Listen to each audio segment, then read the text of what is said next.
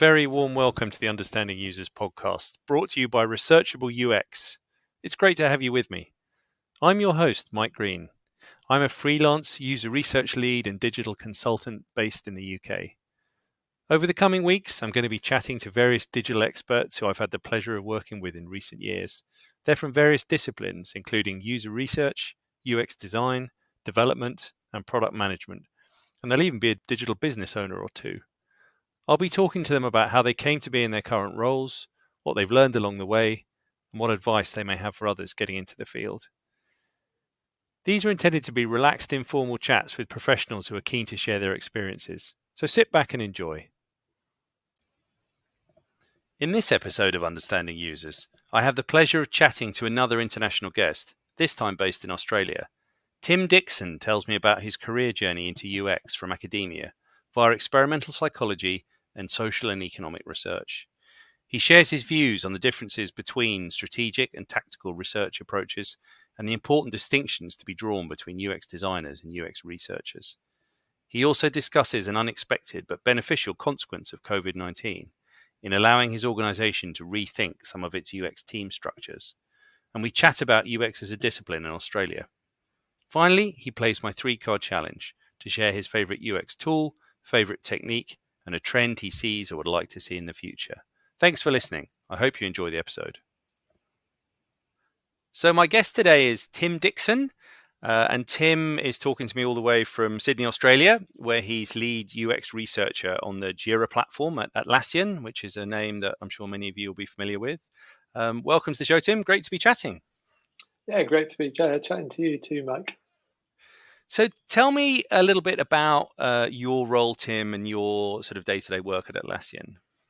Yeah, so as a lead researcher, I suppose day-to-day, I'm across quite a large area of like 29 teams. In fact, I'm generally looking at the more strategic kind of projects that we have here. Jira, I mean, if you're familiar with Jira, I guess quite a few people will be, then we've got different teams on the product side, but then one particular department on the platform side as well. And the platform side is actually our more future focused, let's say, kind of like play. I can't go into too many details on that, but some of this kind of strategic thinking is very much future visioning, thoughts on what we might do in terms of that platform infrastructure that Jira provides. So where we've got like 3 different main Jira products at the moment: Jira Software, Jira Service Management, etc. They have quite a few researchers, etc., all working together, a bit more embedded. I'm kind of the lone researcher in this kind of like bigger space, more the more platform side of things, which it has its pros and cons, has its ups and downs, I suppose, as it is. Right. And I'm just conscious, for those who don't know what Jira is, could you just give us a kind of 1-sentence elevator pitch of what it is, what is the product? Yeah, sure. It's structured work management for, our mission at Atlassian is to unleash the potential of every team. And so Jira provides, the original Jira was Jira Software, which provides a way for software development teams to come together and plan individual items of work, often broken down into what we call issues or user stories, for example. And these can be moved either in terms of on a board structure, a board view on the screen, or put into a backlog, for example. So you can run agile sprints. At the heart of it, it's got quite a strong kind of agile and scrum kind of facility built in. Right. And I'm conscious you said 29 teams just now, if I heard you correctly. Tell me how you work with those teams and kind of how regularly you work with them. So yes, the 29 teams. I'm positioned kind of like working with the leadership squad a bit more. Like, so I'll liaise with that level in order to decide what are the most kind of high impact things I can be doing. And we engage with like a prioritization and planning process. That for me has led to working on these particular kind of strategic, like I guess you call them upstream projects. Whereas some of my colleagues and the way we're like looking more into the future for the research team in general is to be more embedded, like in a bit more of a kind of squad or that sort of next layer down, or a few layers down, as it were, so that we can have more of an end-to-end delivery. At the moment, I'm not expecting to kind of like see this whole strategic piece right the way through because it's probably a 5-year play. It doesn't Right, make right. sense. But a lot of my colleagues will be working in a bit more of a kind of do some discovery work, take that into concept testing, take that through into usability testing, and see it through. Right, right. So your users of the product are essentially, I suppose, a global user base. Is that right? So I'm interested to know kind of how Atlassian goes about conducting research with users externally. Yeah, absolutely. It's very much a global base. I think we've got 17 million monthly active users or something like that at the moment, and yeah, it really is kind of like a whole mix of different types. We've traditionally started very much a tech team or a software development team has discovered Jira or heard by word of mouth, and we do very much pick up that kind of like word of mouth feel that then other people in a company might start to try and see the benefits. That's led to kind of like the development of other flavors of Jira, as I like to say. So we've got, as well as Jira software, this Jira service management, which is like a service desk. You can like make a service request when you've got like a problem, for example. The interesting thing for me, in contrast to that, though, is as a platform researcher, my we're more focused on building the components and the capabilities that the product teams can build new Jiras with or can build Jira with. My actual customers are almost those internal folks who are making the Jiras, if you see what I mean. Right, right. No, absolutely. So, kind of at a broader level, then, Tim, would you say how can UX teams, product teams, ensure that they always have their users in mind when they're sort of creating, developing digital services or products? And by users, I mean both internal and external. Um, Always having for me, it comes back to ensuring we are doing the earliest point of research when we are looking at a strategy, like in my case, looking at strategy, which will then go through and maybe suggest a few different actual avenues of research or a few different avenues of project, let's say. And each of those then should have their a substantial or a, a relevant amount of discovery work that really places and speaks to those potential research, potential participants, potential customers, etc. And so that we can know from the very earliest point that we are including that relevant customer base, even if it's before they've actually developed that idea into the next steps, I suppose.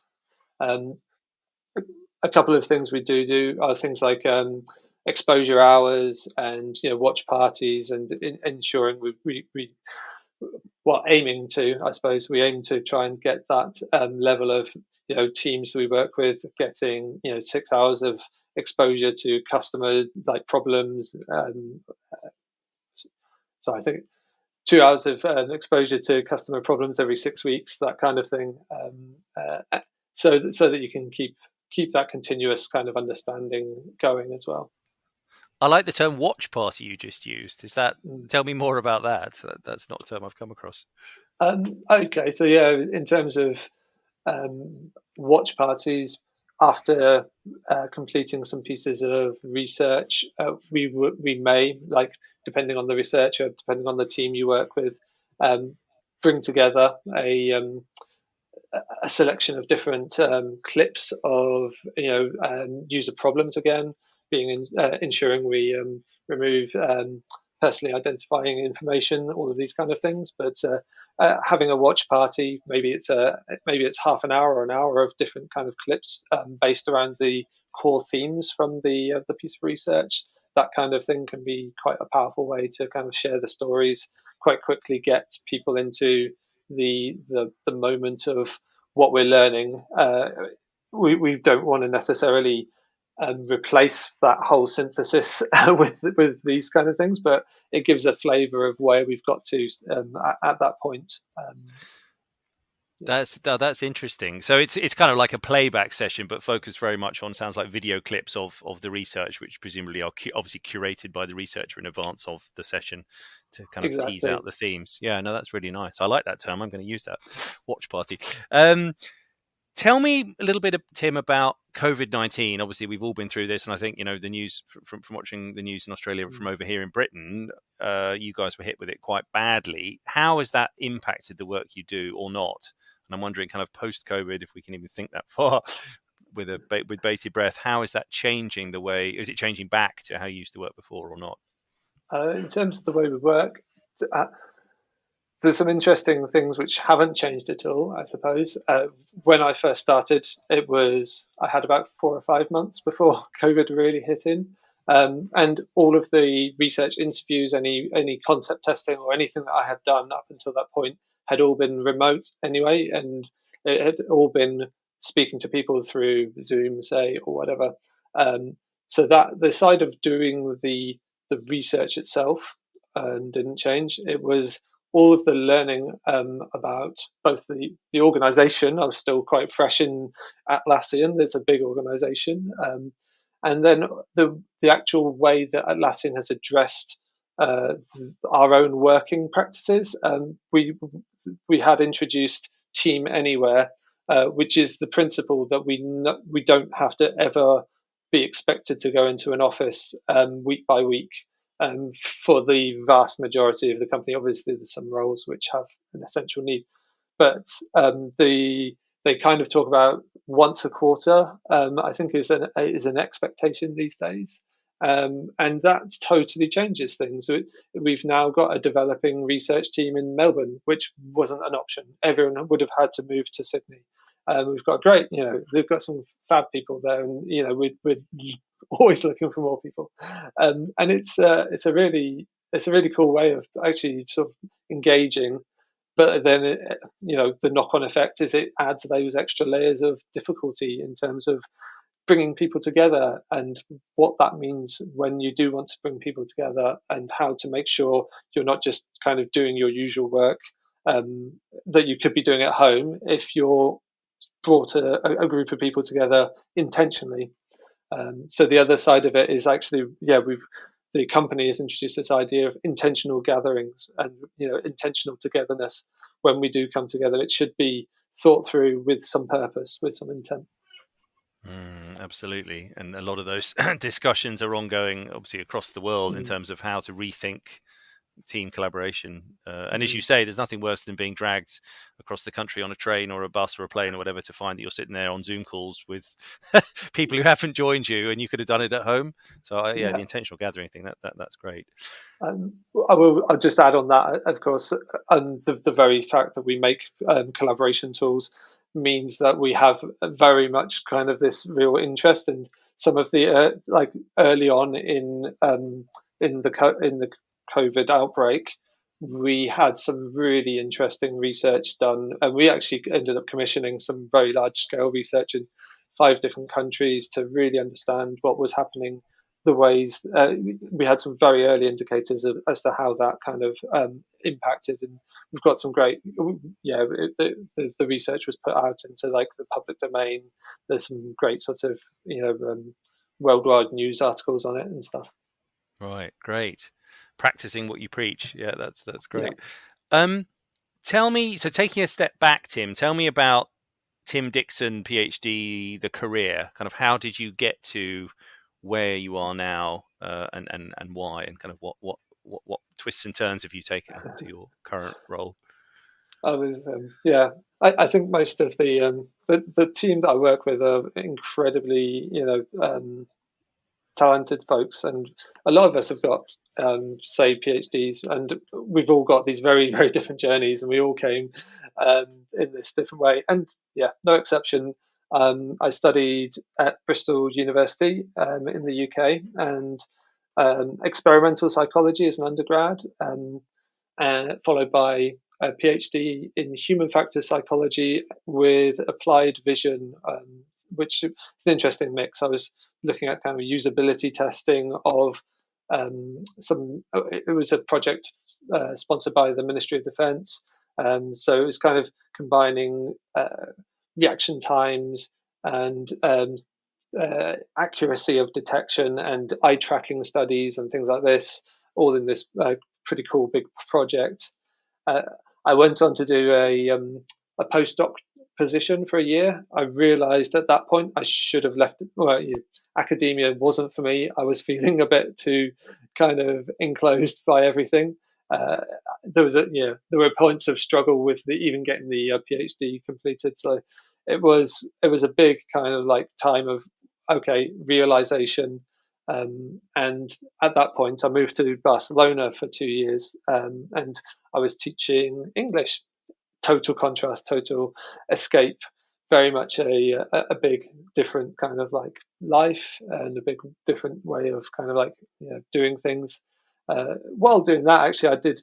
I was teaching English in big companies because I didn't speak very good Spanish. So I actually ended up teaching in like the water company in Barcelona, and I met some consultants, and I met some certain people that started me thinking about kind of what a kind of research consultancy kind of career could look like further down the line, which kind of laid some sparks. Um, anyway, a few years down the line, I was back in Bristol, and yeah, I started then actually looking at what I could do as a career. And my PhD was actually sort of like I finished in 2006, 2007. UX as a term I didn't know it then, and that's maybe part of Bristol University being very academically focused. And for whatever reason, I was looking around at different types of consultancy work. Step by step, I actually first of all worked um, for 4.5 years for a company ERS, Economic Research Services. So I was a social and economic researcher, which is it's got so many commonalities with UX research, particularly research. But then I was creating or helping to create big surveys. I was doing very very big pieces of qualitative research, um, workshops, focus groups, and things. But then at the same time, I started to learn, started to realize there was this area of UX. I was going to meetups and things like that in Bristol, and I started to develop the idea of like really focusing on the digital projects that I was in that kind of social and economic remit. I was, we were evaluating the impact of projects. So like, you get some funding and you need to see if that funding was well spent. And so the more digital projects I could find, I would go for those, and bit by bit, established like myself as like that kind of like digital lead in that context, and then segued into working for Nementa and worked there for the 2.5 years.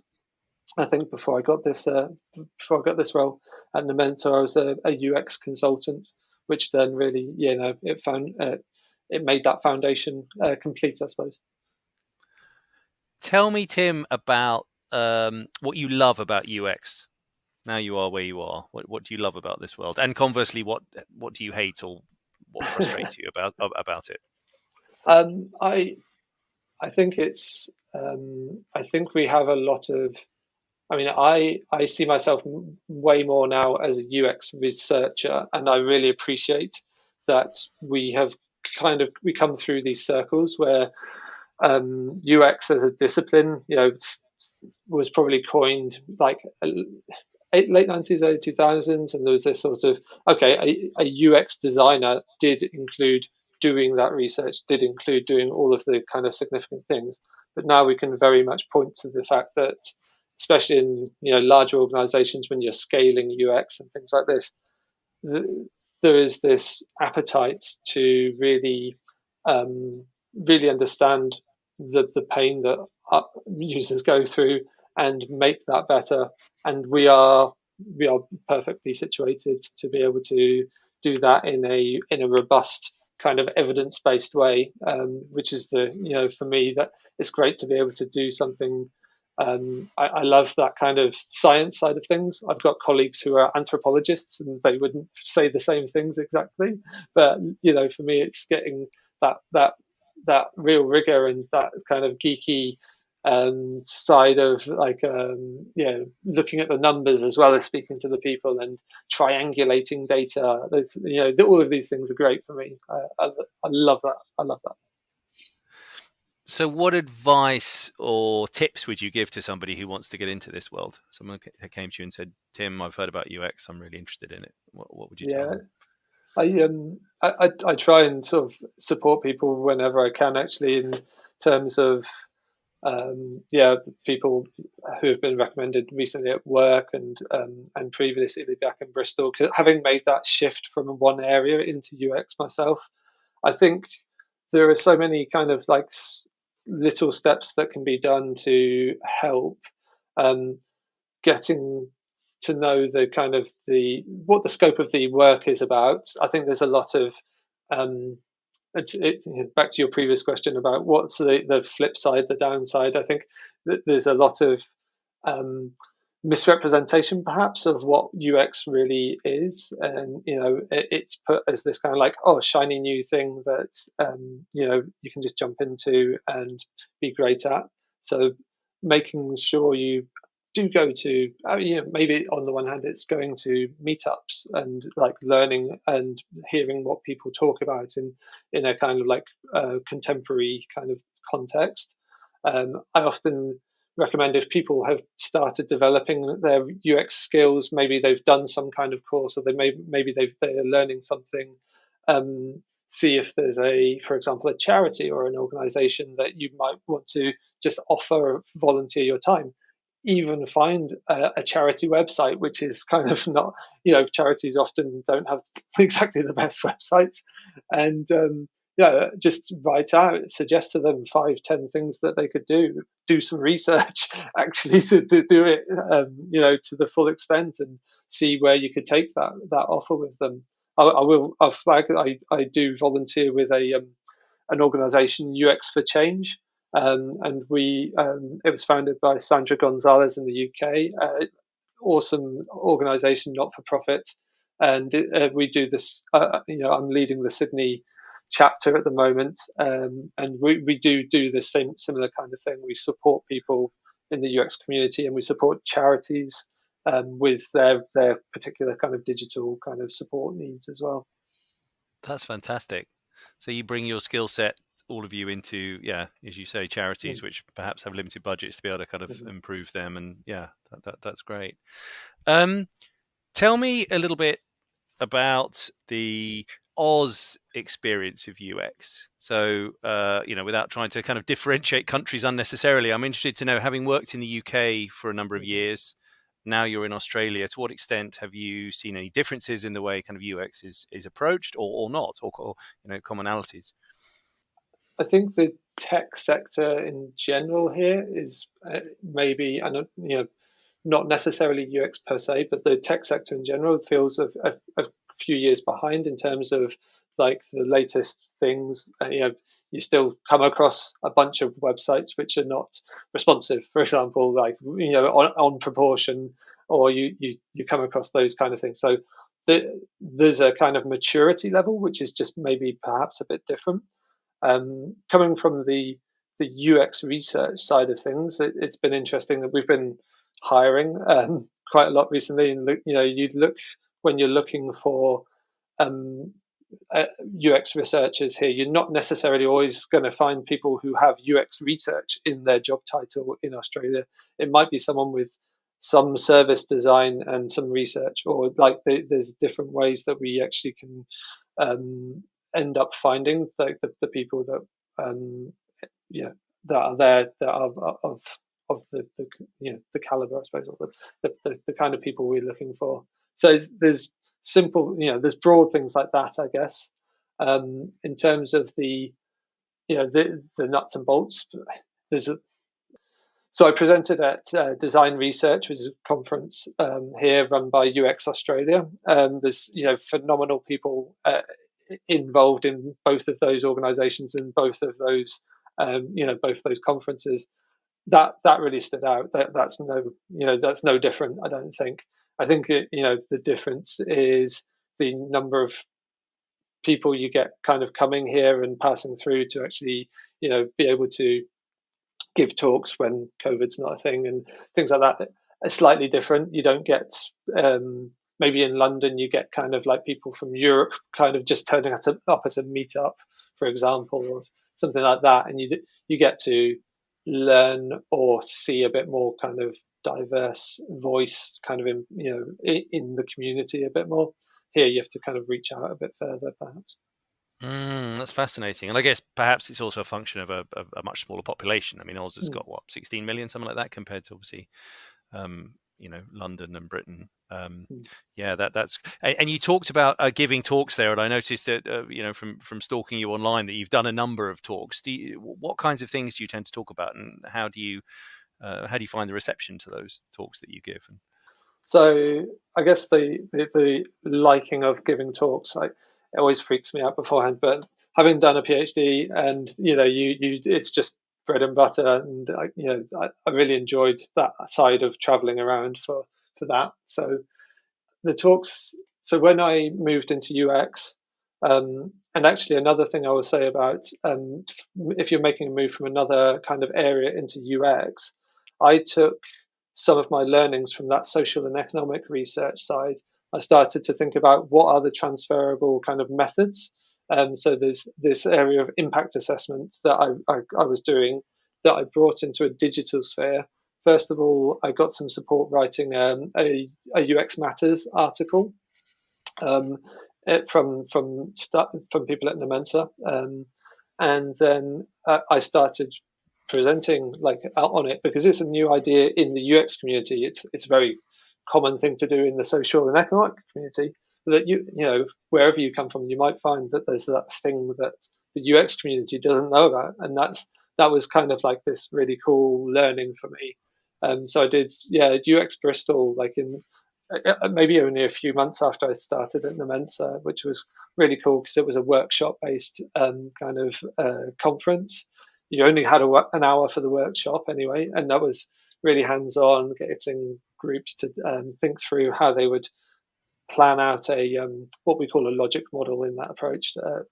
Like how you would plan out what impacts different things would make. That was like an area that I was like working on for quite a while, and that's what brought that engagement with UX for change. The very last thing that I did before I left the UK was actually go to Euro IA conference with Sandra Gonzalez from UX for Change, and we did a half-day workshop, in fact, on this area as well, which was really really cool. And then since being here, I haven't COVID hit, and it's only just been that I've started to be able to do some conferences and writing, and again came up with something very very different for this design research conference, and it was a half hour. It's quite a meaty piece of presentation, and it was on UX philosophy. Bet you didn't know you, yeah. So it's the title was "Bet You Didn't Know You're a UX Philosopher," and it stems from the fact that actually before I did psychology, I did a year of philosophy at another university. Didn't connect with me. I like a finite answer, and philosophy always has another question to add. But I realized I did enjoy kind of philosophy of science and some of the underpinnings of where science came from. So I did this whole, I've got this whole big conference presentation on the origins of UX from philosophically the underpinning of where psychology came from, and ideas like empiricism and radical empiricism and things like and pragmatism, and then that all comes through to some of the big philosophical names that maybe we can learn a bit more from in UX terms today. Fantastic. Well, next time you're giving that talk, let me know because I want to come along and listen to it. It sounds great. I need to share the YouTube sometime. Oh yeah, yes, please. Final question, then we'll get on to the 3-card challenge at the end. Right. Thinking ahead, Tim, where do you see your career going in the next few years? Where would you like it to go? Yeah. I'm looking at, and I would love to be able to think about by 5 years here, I'd say, being. I see now my movement towards like a research manager role. I would like to be able to support others, and I feel like that's a really positive way. And in fact, the amount of growth that we've seen at Atlassian even since I joined, the whole team size has doubled. And as soon as you do that, Wow. yeah, so it's like from around 40-ish to around 80-ish researchers, which is probably one of the biggest, research teams, I guess, in Australia at least. So, yeah, it's cool.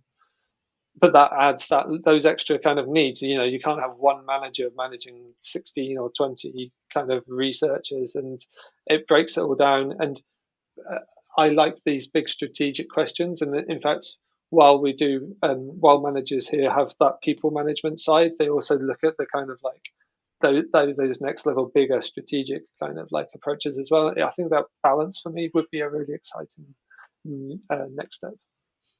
Brilliant. We'll watch your progress with interest. Final thing, Tim. So 3-card challenge. I've done this with everybody. So we've got 3 cards here. On the back of each, I've written either tool, trend, or technique. So we've got Jack of Spades, Queen of Diamonds, Ace of Hearts. I'm just going to hold them up so you can see them. Pick your first one. I'll go with Jack of Spades. Cheers. Jack of Spades is technique. So tell me about a technique, UX technique that you use or have used that you like or you encourage others to use. Perhaps it's your favorite, perhaps it's your go-to. Tell me about that. I mean, I'm really into 2 things, and proper mixed methods, where we actually take some pieces of the qual and we see how to actually align them with some quant research. That's a very broad general answer. But the other side of things that I really enjoy are those deep discovery pieces. And I know they're not always easy to deliver or get signed off. And so what I've defined as discovery by stealth is perhaps my one answer.